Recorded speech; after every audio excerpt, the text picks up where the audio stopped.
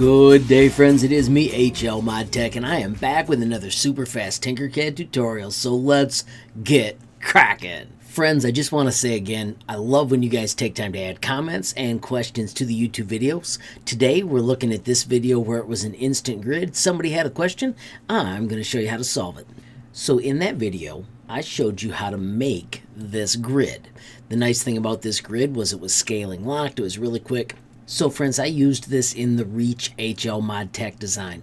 This is a place where you can leave notes.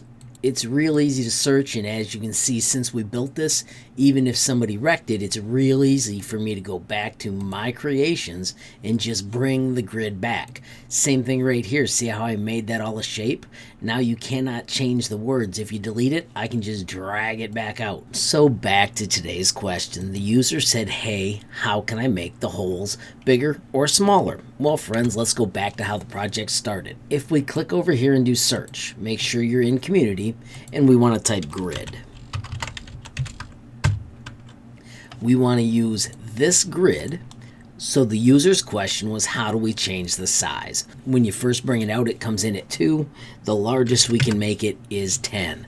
That maxes it out. So if we hold down Shift and stretch, we can make it whatever size we want, but we really don't know what size that is. If we close this and go to the ruler tool and go right to the corner, you'll see it gives us the entire shape's measurement, so it really doesn't tell us what that shape is. But what we can do is just bring out a cube, and if we knew we wanted to make it, let's say size 30, I'll just click on this and do 30, and now I can make sure these line up to the left edge.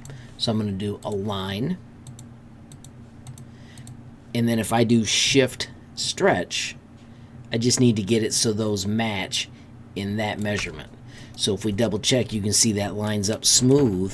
So that means each of these little cubes would be 30 on a side. Now I don't know what size the user really was trying to make, so I'm going to go back to the size I had. You can make the gap larger in between them. We just lose the precision of that size measurement.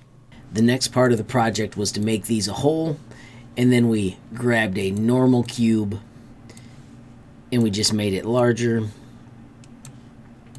I think I set it to 2 or 1. I'm going to do a line, middle, and middle. And now I would have a larger whole grid. Now I don't know what size those are because I just stretched and made them. But that's how you could use this to make whatever size you wanted almost instantly. Here's another fun part of this. You can double click to edit. And now if I click on the box and I do Alt Shift, this will scale about the middle, and I can get closer to those outside edges.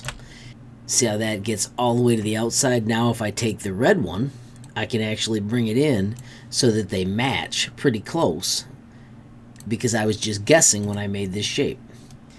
Then when I click away, I've got a pretty even outside of my grid, and I've got those much larger holes. Now I do want to remind you, if you want to keep this forever, it's so simple. You simply click on your creations, make sure you have it selected, make sure you have the color you want. I'm going to make mine black, and then simply hit create shape. This looks like a Tic Tac Toe grid, so I am actually going to call it Tic Tac Toe. And you could give it a description, and then I'm just going to put grid in the tags. And I'm also going to put 3 by 3. So it is tagged and I'm ready to use it. I never lock the part size, and I'm simply going to hit save shape, and now it'll be in my list over here so I can use it anytime I want. Now if you decide you don't want this, you can simply click right there and hit delete.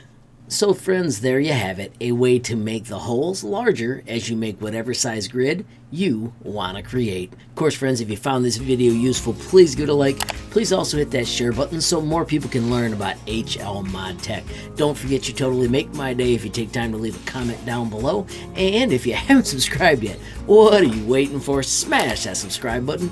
And last but not least, hit that notification bell if you want to be the first to know when there's a brand new video from me, HLModTech. Thanks for watching. Have a great day.